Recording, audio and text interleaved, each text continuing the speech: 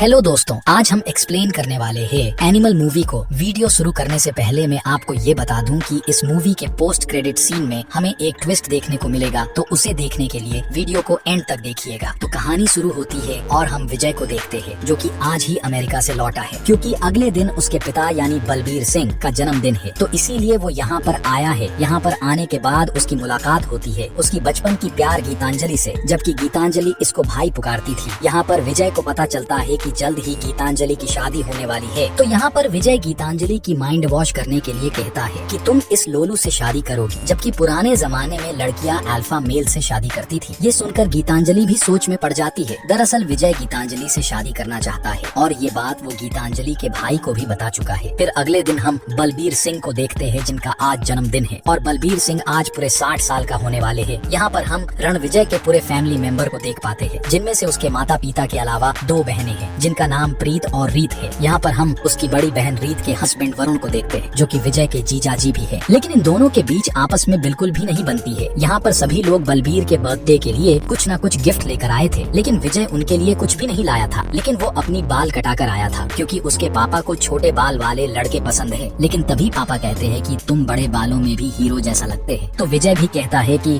ठीक है, फिर से बढ़ा लूंगा पापा। इस बर्थडे पार्टी में बहुत बड़े बड़े लोग आए हुए थे और स्पेशली सीएम भी आए थे। तो वरुण विजय के पास जाकर कहता है कि चलो मेरे साथ, तुम्हें सीएम से मिलवा दूंगा, वो मेरे दोस्त है। लेकिन विजय साफ साफ मना कर देता है और कहता है कि मुझे इसमें कोई इंटरेस्ट नहीं है। दरअसल बलबीर की एक स्वस्तिक नाम की बहुत ही बड़ी स्टील की कंपनी है, जिसके सारे काम काज वरुण ही संभालता है, और वो ऐसे बर्ताव करता है जैसे वो बलबीर का बेटा हो, जिस वजह से वो विजय से अच्छे से बात नहीं करता है और ऊपर से उसकी बेइज्जती भी करता है। यहाँ पर विजय की बहन भी उसके पति का ही साथ दे रही थी, तो गुस्से से विजय वरुण के साथ झगड़ा कर देता है, जिसके लिए उसकी बहन विजय को वरुण से माफी मांगने के लिए कहती है। लेकिन विजय बिल्कुल भी नहीं मानता है। तभी हम एक फ्लैशबैक देखते हैं, जब रीत कॉलेज में और विजय स्कूल में था। रीत यहाँ पर अपने कॉलेज के रैगिंग को लेकर काफी ज्यादा परेशान थी। उसे कुछ लड़के छेड़ा करते थे, तो वो इन सब से तंग आकर अपने पिता को कॉल लगाया, लेकिन उन्होंने कॉल रिसीव नहीं किया। ये बात जब विजय को पता चलता है, वो अपने बहन को लेकर सीधा उसके कॉलेज में जाता है। लेकिन वहाँ के स्टूडेंट्स विजय की मजाक उड़ाने लगते हैं, क्योंकि वो एक स्कूल का स्टूडेंट था। तो विजय भरे क्लास में बंदूक लेकर आ जाता है और उसे उन लड़कों के बारे में पता चल जाता है जिन्होंने उसके बहन को छेड़ा था। वो बदला लेने के लिए उनको गाड़ी से उड़ा देता है, और विजय जब अपने घर जाता है तब उसके पिता उसकी धुलाई कर देते हैं, क्योंकि विजय ने कॉलेज के अंदर बंदूक लेकर चला गया था और 4 लड़कों को गाड़ी से उड़ा दिया था। लेकिन विजय उनकी बात नहीं मानता और कहता है कि इस बार सिर्फ गाड़ी से उड़ाया है, अगर अगली बार ऐसा हुआ तो सीधा बंदूक से उड़ा दूंगा। जिससे तंग आकर बलबीर विजय को अमेरिका भेज देता है पढ़ाई करने के लिए। फिर कहानी प्रेजेंट में आती है, जहाँ पर अपने जीजा जी के साथ झगड़े वाली बात बलबीर को पता चल गया था, जिस वजह से बलबीर विजय को समझाने की कोशिश कर रहा था। लेकिन बातों बातों में इनके बीच भी झगड़ा शुरू हो जाता है। यहाँ पर विजय अपने जीजा जी के बारे में कुछ उल्टी सीधी बात बोल देता है, जिससे बलबीर उसे एक थप्पड़ मार देते हैं और अपने घर से जाने के लिए कहते हैं। विजय भी गुस्से से अपना सामान लेकर जा ही रहा होता है कि तभी वहाँ पर गीतांजलि आती है। दरअसल गीतांजलि अपनी शादी से भागकर विजय के पास आ गई थी, तो विजय खुशी से गीतांजलि को लेकर अपने पापा के पास जाने लगता है। लेकिन वो तभी सीएम के साथ एक जरूरी मीटिंग में बिजी थे, तो विजय और गीतांजलि बाहर वेट करते हैं। जिसके बाद वो दोनों जब अंदर जाते हैं और विजय उनको बताता है कि ये गीतांजलि है और मैं इससे शादी करना चाहता हूँ, तब बलबीर यहाँ पर उन्हें कोई भी जवाब नहीं देते हैं और थोड़ी देर उन्हें गुस्से से घूर कर वहाँ से चले जाते हैं। ये देखकर विजय को बिल्कुल भी अच्छा नहीं लगता। जिसके बाद विजय सीधा गीतांजलि की फैमिली के पास पहुँच जाता है। ये दोनों उसके फैमिली से कह देते हैं कि हम आपस में प्यार करते हैं और शादी करना चाहते हैं। तभी उनकी एक फैमिली मेंबर गीतांजलि से कहती है कि कल तक तो तुम इसे भाई कहकर पुकारती थी, तो तुझे थोड़ी शर्म नहीं आई ऐसा करते हुए? तुझे देखकर हमारे छोटे छोटे बच्चे क्या सीखेंगे? जवाब दे। तो वो दोनों जवाब के तौर पे आपस में चुम्मा चाटी करने लग जाते हैं। जिसके बाद वो सीधा गीतांजलि को लेकर अपने प्राइवेट जेट में लेकर जाता है। क्योंकि इन दोनों की ही फैमिली इनके खिलाफ थी, तो विजय अपने प्राइवेट जेट से एक खूबसूरत जगह पर जाने लगता है। बीच में ये दोनों खुद को कंट्रोल नहीं कर पाते और प्राइवेट जेट में ही शुरू हो जाते हैं। जिसके बाद वो गीतांजलि को एक बर्फीली जगह पर ले जाता है और वहाँ के एक मंदिर में ये दोनों शादी कर लेते हैं। यहाँ पर इन दोनों के पास कुछ बचा नहीं था, तो विजय सब कुछ छोड़ छाड़ कर गीतांजलि के साथ वापस अमेरिका चला जाता है। जिसके बाद कहानी 8 साल आगे शिफ्ट होती है, जहाँ पर विजय इंडिया वापस आ चुका है और उसके साथ उसका बहुत बड़ी गैंग भी था और सबके हाथ में बड़े बड़े हथियार भी थे, क्योंकि अभी वो किसी को मारने जा रहे थे। वो सभी एक प्रेस कॉन्फ्रेंस में जाते हैं और वहाँ पर मौजूद सभी को बंदूक की धमकी देकर सबकी आंखें बंद कराई जाती हैं। तभी विजय यहाँ पर अपने जीजा जी मतलब वरुण का गला दबाकर उसे जान से मार देता है और पुराने गुस्से की की वजह से उसके मरने के बाद भी उसके ऊपर गोलियां चला देता है। उसके बाद कहानी कुछ दिन पहले शिफ्ट होती है, जहाँ पर हम देखते हैं कि 2 बाइकर्स बलबीर सिंह के ऊपर गोलियां चला दी थी, जिस वजह से बलबीर सिंह बुरी तरह जख्मी हो चुके थे। और ये सारी बात वरुण मीडिया के सामने बता रहा होता है, लेकिन तभी वो देखता है कि विजय अमेरिका से वापस लौट आया है, क्योंकि जब विजय को पता चला कि उसके पापा को गोली लगी है, तब वो तुरंत सब कुछ छोड़कर इंडिया वापस आ गया। यहाँ आकर वो जब अपने पापा से मिलने के लिए आईसीयू रूम के अंदर जा रहा था, तभी वरुण उसे रोक लेता है और कहता है कि अभी बहुत सारे वीआईपी गेस्ट है जो कि तुमसे पहले बलबीर सिंह से मिलेंगे, क्योंकि तुम्हारा मिलना इतना इम्पोर्टेंट नहीं है। तो यहाँ पर वरुण विजय को काफी ज्यादा वेट करवाता है, जिसके बाद फाइनली विजय अपने पापा के पास जाता है। वो जब विजय को देखते हैं तब उनके आंसू निकल जाता है। उन्होंने विजय को माफ कर दिया था और उसके फैमिली को भी एक्सेप्ट कर लिया था। विजय अपने पापा की ऐसी हालत देखकर कहता है कि पापा आप चिंता मत करो, अब मैं आ गया हूँ। जिसके बाद विजय अपने दादाजी से मिलता है। 8 साल के बाद विजय को देखकर दादाजी काफी खुश थे। उसके दादाजी बताते हैं कि तुम्हारे पापा के ऊपर हमला क्या हुआ, हमारा स्वास्थ्य कंपनी बंद पड़ गया है, वर्कर्स भी काम नहीं कर रहे थे, इसलिए विजय खुद वर्कर्स से मिलने जाता है। इस कंपनी में विजय पहली बार आया था, जिसके बाद वो वर्कर्स को मोटिवेट करने लगता है और सभी को बताता है कि बलबीर सिंह बिल्कुल ठीक है। और वो सभी के सामने ये प्रतिज्ञा भी लेता है कि जिसने भी मेरे पापा यानी बलबीर सिंह के ऊपर गोली चलाई, मैं अपने हाथों से उसका गला काटूंगा। ऐसी जबरदस्त मोटिवेशनल स्पीच सुनकर सारे वर्कर्स वापस काम करने लगे जाते हैं। ये न्यूज टीवी पर भी लाइव आ रही थी। इसको बलबीर सिंह भी देख रहे थे। वो टेंशन में थे कि यहाँ पर विजय ये सब क्या कर रहा है। यहाँ पर विजय को किसी के ऊपर भी भरोसा नहीं हो रहा था, तो वो अपने गाँव जाता है अपने भाइयों को बुलाने। यहाँ पर हमें पता चलता है कि विजय के दादाजी के टोटल 3 भाई है। एक विजय के दादाजी, दूसरे ये सफेद दाढ़ी वाले, और एक तीसरा भी है जिसके बारे में हमें थोड़ी देर बाद पता चलेगा। विजय यहाँ पर अपने भाइयों की मदद नहीं बल्कि हौसला लेने के लिए आया था, क्योंकि वो चाहता तो दुनिया की सबसे बेस्ट सिक्योरिटी अपने पापा के लिए रख सकता है, लेकिन उसे अपने भाइयों का साथ चाहिए, क्योंकि वो और किसी के ऊपर भी भरोसा नहीं कर सकता। इसके लिए वो सभी भाई मान भी जाते हैं। जिसके बाद विजय अपने सभी भाइयों के साथ अपने पापा के पास जाता है और कहता है कि अगर अभी आपके ऊपर एक आंच भी आई तो दुनिया जला दूंगा पापा। और क्योंकि अभी भी बलबीर के ऊपर जान का खतरा था, जिससे विजय जरा सा भी रिस्क लेना नहीं चाहता था, तो वो अपने पापा से कहता है कि मैंने आपकी हमशक्ल बनाया है जिसका नाम कैलाश जी है। विजय अपने पापा को बताता है कि आपको कुछ दिनों तक घर पे ही रुकना होगा और बाहर जो कुछ भी मीटिंग होगा उसे कैलाश जी संभालेंगे, क्योंकि इनको अभी तक ये पता नहीं है कि वो 2 बाइकर्स कौन थे और किसने उनको भेजा था। फिर एक दिन कैलाश जी एक मीटिंग के लिए अपने बुलेट प्रूफ गाड़ी में जा रहे थे, तभी आधे रास्ते में एंट्री होती है विलन की। वो विलन कैलाश जी के गाड़ी को चारों तरफ से घेर लेते हैं और गोलियां चलाना स्टार्ट कर देते हैं, क्योंकि उनको तो ऐसा ही लग रहा था कि ये बलबीर सिंह ही है, जबकि ये तो कैलाश जी थे जो कि वहाँ पर मारे जाते हैं। ये बात जब विजय को पता चलता है तब वो भागा भागा कैलाश जी के पास आता है। ये कैलाश जी के मौत से भी काफी दुखी था, क्योंकि इसके पापा के लिए इन्होंने अपनी कुर्बानी दे दी।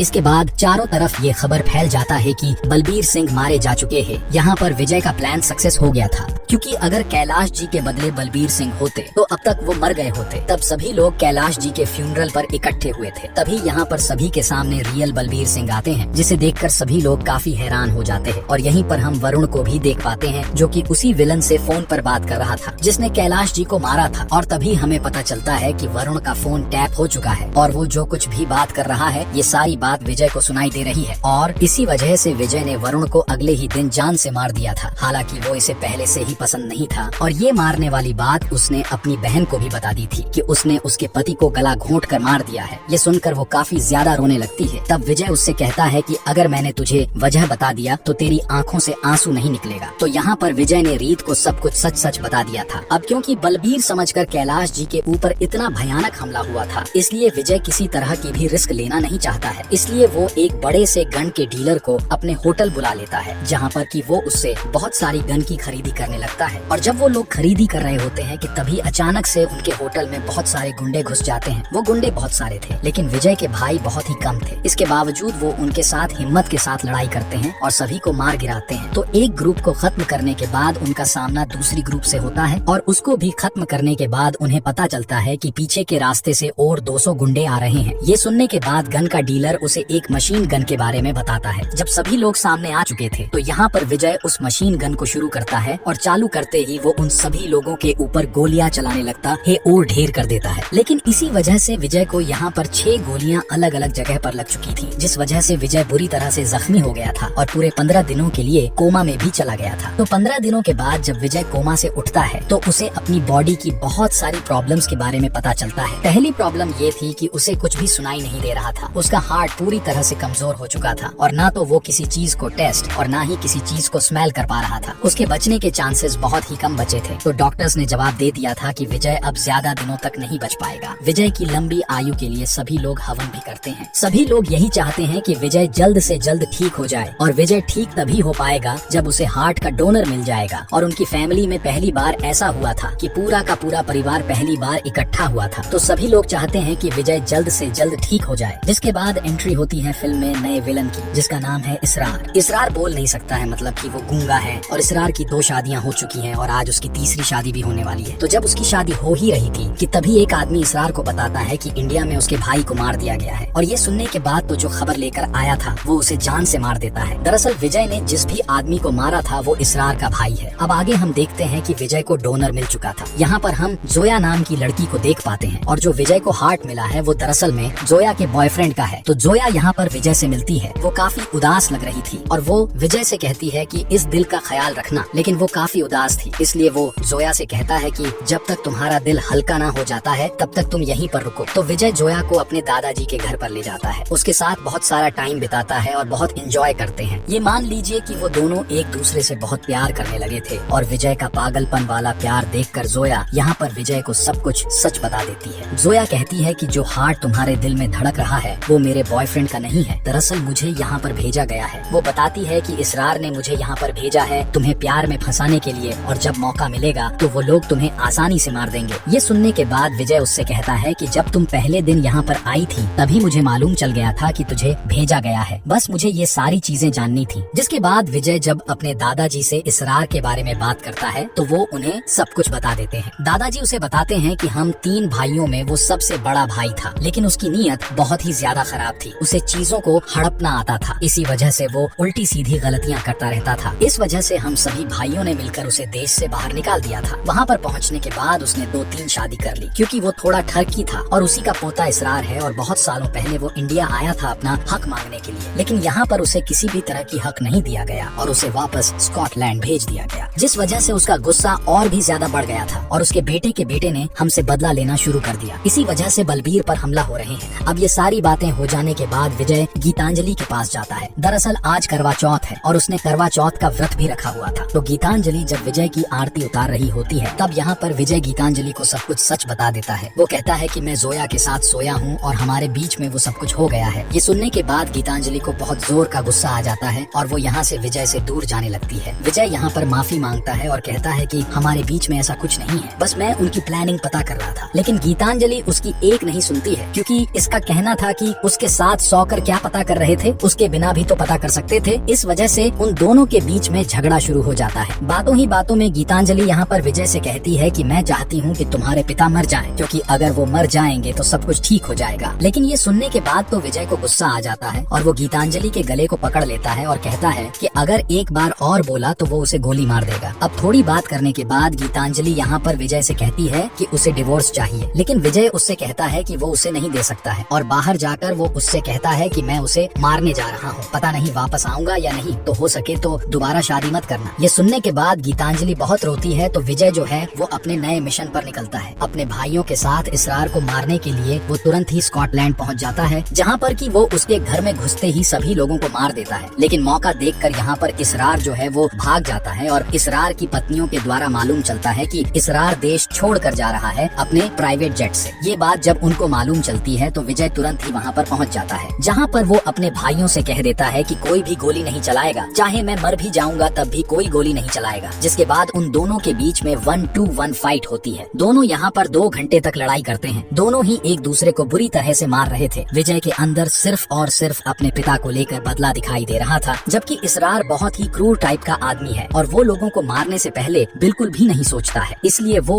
यहाँ पर विजय को बेरहमी से मार रहा होता है। लेकिन आखिर में विजय जो है वो यहाँ पर इसरार को बेरहमी से अधमरा कर देता है। वो आखिर में इसरार से इशारे से कहता है कि अगर वो पीछे हट जाए तो वो उसे छोड़ देगा, लेकिन यहाँ पर इसरार नहीं हट रहा था, इसलिए विजय ने इसरार को जान से मार दिया था। अब उसे मारने के बाद विजय वापस इंडिया आता है और अपने पिता के सामने आकर कहता है कि पापा मैंने उसे मार दिया है। अब आखिर में हम देखते हैं कि दिवाली का दिन था, इसलिए विजय अपने पिता के पास आता है। वो उनसे कहता है कि अब सब कुछ ठीक हो गया है, इसलिए मैं चाहता हूँ कि आप कुछ महीनों के लिए मेरे साथ अमेरिका अमेरिका चले। लेकिन यहाँ पर बलबीर विजय को बताता है कि उसे एक बीमारी है जो अभी अभी उसे पता चला है और इस बीमारी के चलते उसके पास सिर्फ 5 से 6 महीने ही बचे हैं। उन दोनों के बीच में यहाँ पर बहुत सारी बातें होती हैं और ये बातें धीरे धीरे झगड़े तक पहुँच जाती हैं। विजय अपने पापा से कहता है कि मैं हमेशा आपके प्यार और टाइम के लिए तरसता रहा, लेकिन आपने कभी भी मुझे प्यार तक नहीं दिया। ये सुनकर बलबीर अपनी गलती को बहुत अच्छे से समझ पा रहा था, इसलिए वो अपने बेटे से कहते हैं कि अगले जन्म में तू मेरा बाप बनना और मैं तेरा बेटा, फिर तू मुझे जितना प्यार करेगा, फिर उसके अगले जन्म में वापस से मैं तेरा बाप बन जाऊंगा और तू मेरा बेटा, तब मैं तुझे उससे भी ज्यादा प्यार करूंगा। तो यहाँ पर उन दोनों के बीच में सब कुछ ठीक हो चुका था, इसलिए वो दोनों ही बहुत रोते हैं और मूवी खत्म हो जाती है। फिर आखिरी में हमें एक पोस्ट क्रेडिट सीन दिखाया जाता है जहाँ पर हम विजय की डुप्लीकेट को देखते हैं। ये और कोई नहीं बल्कि इसरार ही था, यानी कि इसरार अभी तक जिंदा है और उसने खुद को विजय जैसा बना लिया। अब वो विजय से बदला लेगा, यानी कि इसका अगला पार्ट भी आएगा। अगर वीडियो पसंद आया हो तो चैनल को सब्सक्राइब और लाइक कर देना।